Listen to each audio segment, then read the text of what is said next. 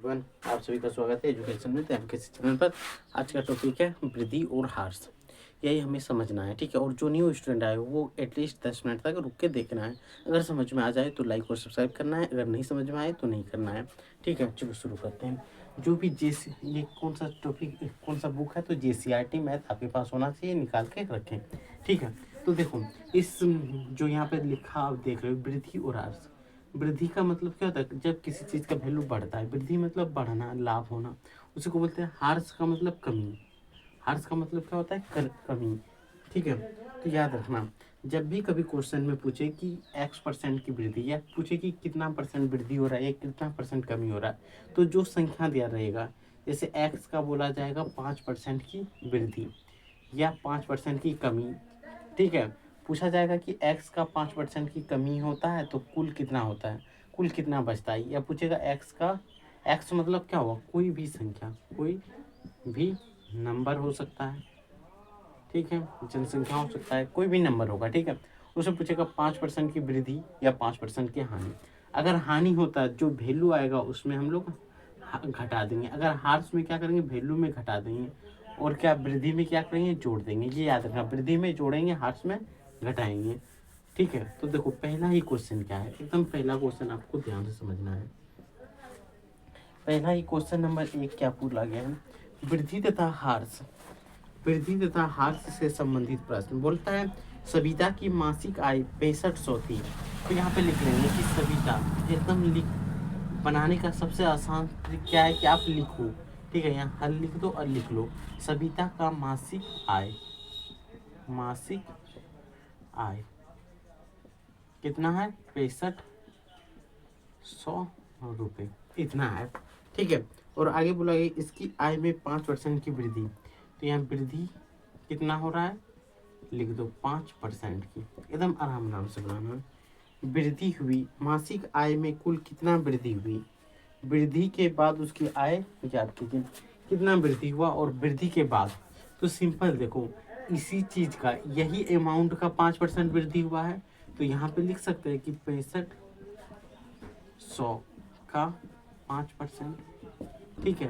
तो यहाँ देखो 6500 का मतलब गुना 5% को लिख सकते 5/100। 2 जीरो से 2 जीरो कटा दो, 25, 6 पंचे 30, 2 32। तो इतना रुपए का वृद्धि हुआ है, ठीक है। तो वृद्धि कितना हुआ? वृद्धि, पहला आंसर क्या हो जाएगा? 325 रुपये, इसका वृद्धि हुआ। और अब मासिक आय कितना होगा? अब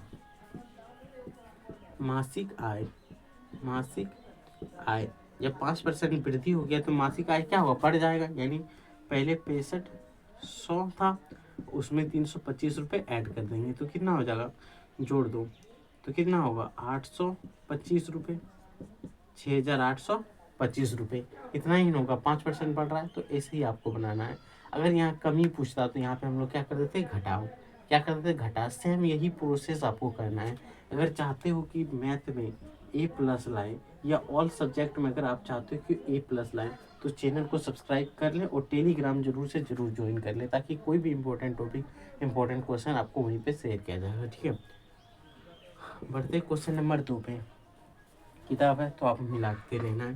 क्वेश्चन नंबर 2 क्या है? देखो, क्वेश्चन नंबर 2 बोला है एक शहर की जनसंख्या 10,000 है। यदि इसमें 2% वार्षिक ह्रास हुई तो 1 वर्ष के बाद शहर की जनसंख्या ज्ञात कीजिए। 1 वर्ष के बाद क्या बोला गया है कि शहर की जनसंख्या है। यहाँ तो पहले हल लिख लेना है, ठीक है।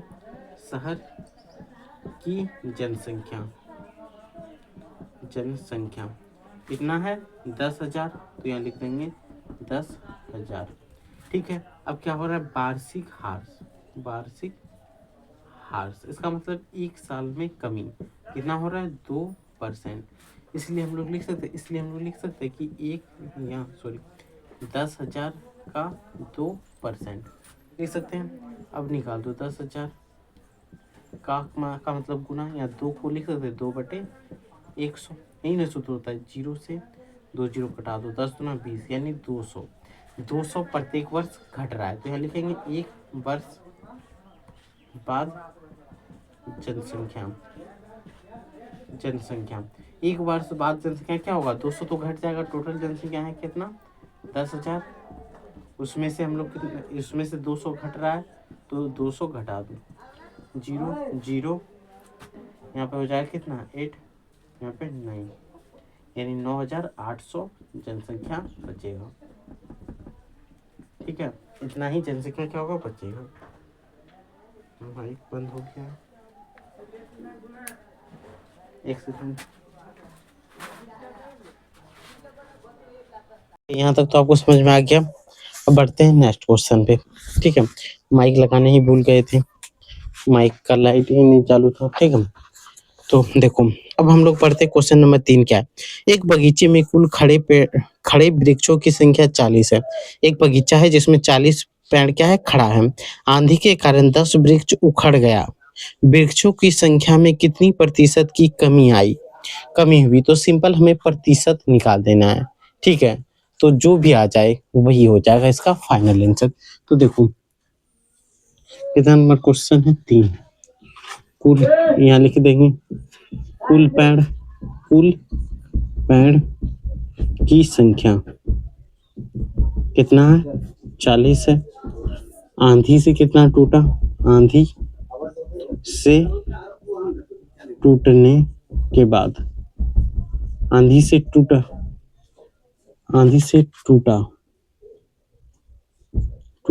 पेड़ की संख्या तो कितना टूट गया बताओ, 10 टूट गया। तो हमें क्या निकालना है कि कितना प्रतिशत हार्स हुआ, कमी हुआ। ठीक है, तो प्रतिशत कमी निकालना है तो सिंपल हम लोग ये लिख सकते हैं कि 10 पहले था 40, उसमें बचा 10। सॉरी, पहले था 40, आंधी से टूटे पेड़ों की संख्या कितना टूट गया।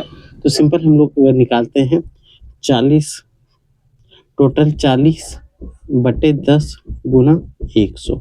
जैसे आपको मार्क्स निकालते हो, मार्क्स कैसे निकालते हो कि जैसे कि कभी भी आप एग्जाम देते हो तो एग्जाम में क्या आता है, परसेंटेज आता है। जैसे कि 100 में जितना नंबर लाते हो, जैसे 90 नंबर लाए तो 90% हो जाता है। तो परसेंट कैसे निकालते हैं, कुल को तो नीचे लिख देते हैं, जितना मार्क्स लिखे वो ऊपर, और 100 से गुना वही करते हैं। यानी 50 में मान लो 50 में कोई 40 नंबर लाए तो वो 40 तो यहाँ लिख देंगे और बाकी यहाँ पे। तो यहाँ से 0 से एक 0 कटा देंगे, 10 गुना 10 करेंगे तो 100 बटे 4 से कटा दो तो 25%, कितना 25%। तो यहाँ से सिंपल हमें क्या समझ में आया, 25% पेड़ टूट चुका है।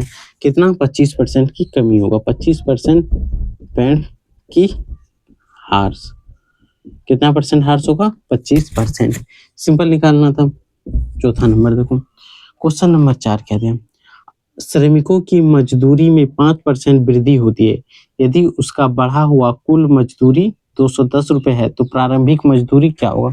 तो देखो यहाँ पे अगर ऐसा क्वेश्चन हो जाए तो आपको बताए थे पहले मान लेना है, माना प्रारंभिक मजदूरी x मान लेते हैं, मजदूरी x है। ठीक है, बढ़ने के बाद कितना होता है, उसका बढ़ा हुआ कुल मजदूरी 210 है। यहाँ लिख दे बढ़ा हुआ मजदूरी, बढ़ा हुआ मजदूरी 210 है। और कितना परसेंट बढ़ा है, तो देखो किताब में आप मिलाते रहे ना, 5%। मजदूरी बढ़ा बराबर 5%, कितना 5% बढ़ा। देखो बढ़ा हुआ मजदूरी 210, मजदूरी बढ़ा कितना बढ़ा है, 5%। तो यहाँ से हम लोग लिख सकते हैं कि कुल मजदूरी बराबर प्रारंभिक मजदूरी प्लस प्रारंभिक मजदूरी का 5% वृद्धि, यही लिखेंगे। इसको जोड़ देंगे तो कुल मजदूरी हो गया 210। प्रारंभिक मजदूरी है x प्लस x का कितना परसेंट, 5%, ये होगा। अब देखो 210 बराबर x, ये कॉन्सेप्ट है याद रखना।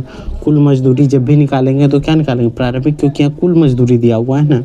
तो यहाँ से x प्लस x का 5% यानी 5/100। जब इसको कटाएंगे तो 20 बार में कटेगा, यानी 210 बराबर x प्लस यहाँ से देखो ये कटेगा तो क्या हो जाएगा x गुना 1/20 यही होगा। तो 210 बराबर x प्लस इसको गुना जैसे ही करेंगे तो x/20 यही होगा कि नहीं। अब यहाँ से देखो 210 बराबर क्या होगा, यहाँ पे एलसीएम कर ले तो 20, यहाँ से करेंगे तो 20x प्लस x ये होगा। अब यहाँ से ये तो गुना हो जाएगा 210 गुना 20 बराबर ये दोनों गुना करेंगे तो 21x यही होगा। अब यहाँ से x बराबर क्या होगा 210 गुना 20/21, 21 से कटा दे एक बार में तो 10 दूना 20 और 1 0 तो 200 रुपये। तो ये क्या आएगा 200, प्रारंभिक इसका कितना होगा 200 रुपये। ठीक है, तो यही इसी प्रकार इसको बनाना, ये एक कॉन्सेप्ट था जिसको आपको समझना जरूरी था। क्या नीचे तक आ रहा है लाइट? ठीक है, कोई दिक्कत यहाँ तक समझ में आया? सिंपल देखो, कुल मजदूरी जब भी निकालने बोले तो कुल मजदूरी लिख दी, प्रारंभिक मजदूरी और प्रारंभिक मजदूरी में जो वृद्धि हुआ उसको दोनों को जोड़ देंगे तो कुल मजदूरी निकलेगा कि नहीं। अगर पूछा जाए कि आपका मजदूरी 500 रुपये कुल है, पहले आपको मिलता था 300 रुपये, फिर 5% का वृद्धि हो गया, यानी यही 300 में न 5% वृद्धि होगा कि नहीं, जिसके कारण इतना रुपए पहुंचा। एन होगा, बताओ होगा कि नहीं।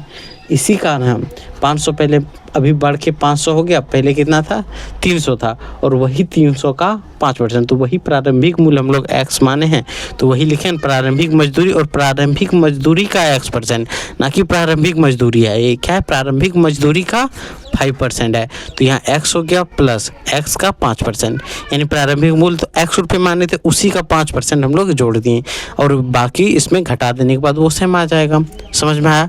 कॉन्सेप्ट को समझना है, कॉन्सेप्ट अगर नहीं समझ में आएगा तो कोई फ़ायदा नहीं होगा पढ़ के। ठीक है, कॉन्सेप्ट अगर समझ में आ गया तो ही फ़ायदा है, तभी आप सीख पाओगे, नहीं तो नहीं सीख पाओगे।